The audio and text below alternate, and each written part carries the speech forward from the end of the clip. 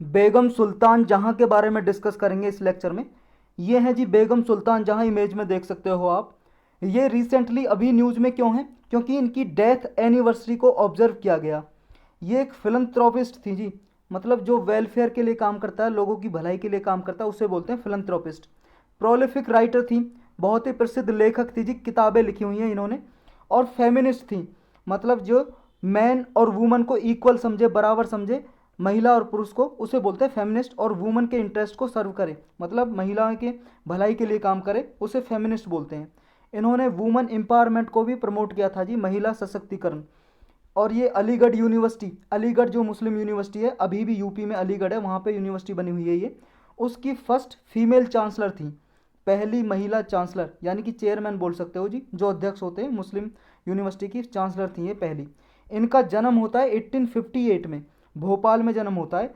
और ये भोपाल की रूलर भी थी जी, एज ए राजा की तरह इन्होंने काम किया था, रूलर थी। कब से कब तक रूल किया था भोपाल पे? इन्होंने 1909 से लेकर 1926 तक ये रूलर थी भोपाल की।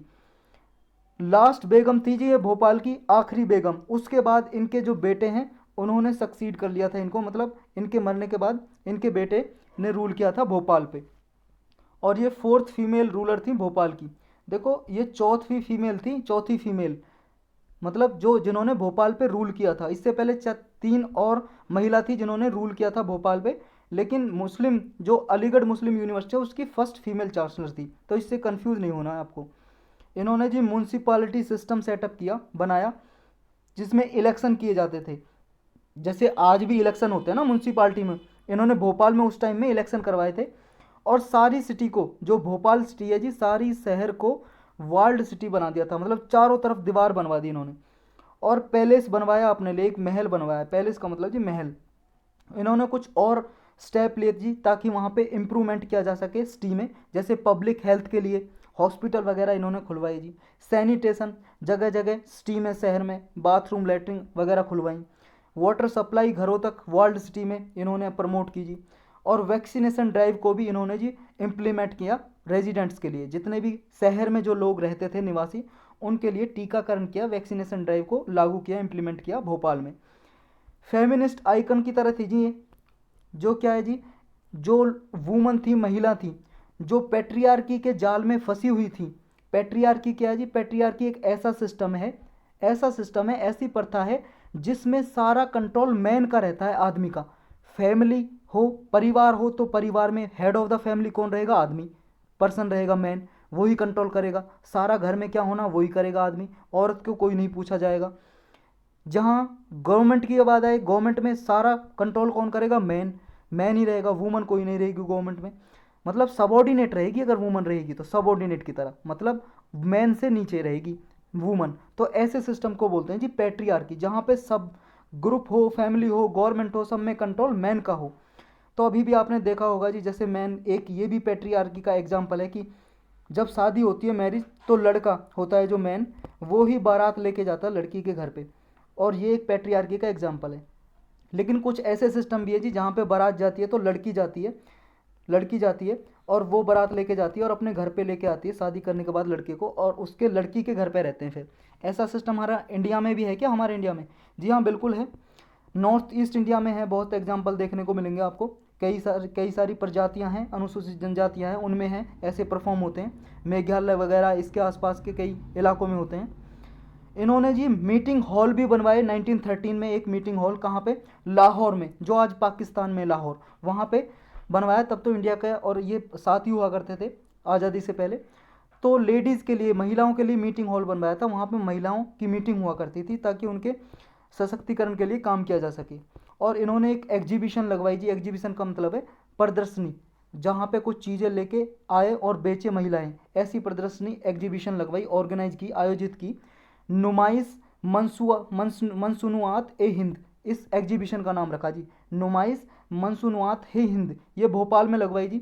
यहाँ पे वुमेंस को प्रमोट किया, इंक्रीज किया, उन्हें बढ़ावा दिया, ताकि जो वुमेंस जो हैंडीक्राफ्ट बनाती थी उनको बेच सकें, यहाँ पे प्रमोट किया जा सके। हैंडीक्राफ्ट का मतलब है जी जब कोई चीज़ हाथों से बनाई जाए, हैंडीक्राफ्ट। जैसे मान लो जी वुमेन स्वेटर वगैरह बनाती हैं हाथों से, तो हैंडीक्राफ्ट हो गया। कुछ भी चीज़ हाथों से बनाई जाए उसे हैंडीक्राफ्ट बोलते हैं। अब जो ये थी जी सुल्तान जहाँ, बेगम सुल्तान जहाँ ये फिलंथ्रोपिस्ट भी थी, हमने ऊपर देखा। इन्होंने क्या क्या काम किए जी लोगों की भलाई के लिए, फिलंथ्रोपिस्ट। इन्होंने जी एक ट्रस्ट बनाया, सुल्तान जहाँ एंडोमेंट ट्रस्ट, ये दान देते थे जी इसके थ्रू। 3 लाख रुपए देकर ये ट्रस्ट बनाया जी, और इससे जो मदरसा वगैरह हैं, जो स्कूल हुआ करते थे मदरसा, उनको फंड करते थे, मनी पहुंचाते थे। यूपी में देवबंद को मनी दी, लखनऊ में जी नदवातुल उलूम को इन्होंने मनी प्रोवाइड की, और सऊदी अरब में जो मक्का है जहाँ होली प्लेस है जी मुस्लिम धर्म का, वहाँ पे एक मदरसा सुल्तानिया को भी इन्होंने फंड दिया, पैसा पहुँचवाया जी, मनी। इन्होंने जी एक लेडी हार्डिंग मेडिकल कॉलेज है दिल्ली में अभी भी है जी लेडी हार्डिंग मेडिकल कॉलेज, और एक कॉलेज बॉम्बे में जी, कलकत्ता में, इनको भी इन्होंने ग्रांट्स दी जी, ग्रांट्स मतलब दान दिया, इन्होंने पैसे भिजवाए जी इन इंस्टीट्यूशन को। और ये एजुकेशनिस्ट भी थी जी, शिक्षक थी जी एक तरह से। इन्होंने 41 बुक लिखी जी, ऑथर थे 41 बुक के, 41 किताबें लिखी इन्होंने, और बहुत सारी बुकों को जो इंग्लिश में लिखी हुई थी उनको ट्रांसलेट किया उर्दू में, उर्दू भाषा में। इंग्लिश में जो बुक लिखी हुई थी किताबें, उनको उर्दू भाषा में ट्रांसलेट किया, परिवर्तित किया। ये ऑथर थी जी, एक फेमस बुक है इनकी, दर्स ए हयात, दर्स ए हयात थी। इन ये बुक किसके बारे में है? इस बुक में लिखा है कि जो यंग गर्ल है, जो लड़की है, बच्ची है, उसको कैसे पाला जाए, पेरेंटिंग कैसे की जाए, और उसे एजुकेशन, शिक्षा कैसे दी जाए, इसके बारे में इस बुक में लिखा हुआ है, दर्स ए हयात। नेक्स्ट है जी, इन्होंने जो स्कूल वगैरह में जी सिलेबस हुआ करता है, उसको भी, सिलेबस को भी रिवैम्प किया, मतलब इंक्रीज कर दिया सिलेबस को। इंग्लिश, उर्दू, अर्थमेटिक मतलब मैथमेटिक, होम साइंस, गृह विज्ञान, ये सब्जेक्ट भी पढ़ाए जाने लगे इनके कार्यकाल में। इन्होंने स्टार्ट किया जी ये स्कूल में, सुल्तानिया स्कूल में ये सब्जेक्ट सारे स्टार्ट कर दिए। और जो लेडी मिंटो नर्सिंग स्कूल भी स्टार्ट किया इन्होंने, नर्सिंग स्कूल है ये भी इन्होंने स्टार्ट किया, बनवाया, लेडी मिंटो नर्सिंग स्कूल। ये देखो पूछे जा सकते हैं आपसे, मैच द फॉलोइंग में उन्होंने क्या क्या किया, ऐसे दे देंगे स्टेटमेंट में, तो ये चीज़ याद रखनी है इन्होंने क्या क्या काम किया। इन्होंने जी ये फर्स्ट वूमन रही थी अलीगढ़ मुस्लिम यूनिवर्सिटी की, हमने ऊपर देख लिया। और 2020 में जी जो अलीगढ़ मुस्लिम यूनिवर्सिटी की सेंटेनरी सेलिब्रेशन हुआ था, सेंटेनरी का मतलब हो जी शतक, 100 साल में जब किसी का सेलिब्रेशन किया जाता है, जब बोलते हैं सेंटेनरी सेलिब्रेशन, 2020 में किया था अलीगढ़ मुस्लिम यूनिवर्सिटी का, क्योंकि ये 1920 के लगभग सेटअप हुई थी, तो इसका सेलिब्रेशन किया था तब। तो यहाँ पे बेगम जहाँ के लिए ट्राइब्यूट, यानी कि ट्राइब्यूट का मतलब होता है जी एक तरह से श्रद्धांजलि अर्पित करना, हिंदी में बोलते हैं, तो तब ट्राइब्यूट पेड किया जी इनके लिए। और इनकी डेथ हो जाती है जी 1930 में, 12 मई 1930 में। और इसी के साथ हमारा लेक्चर भी समाप्त।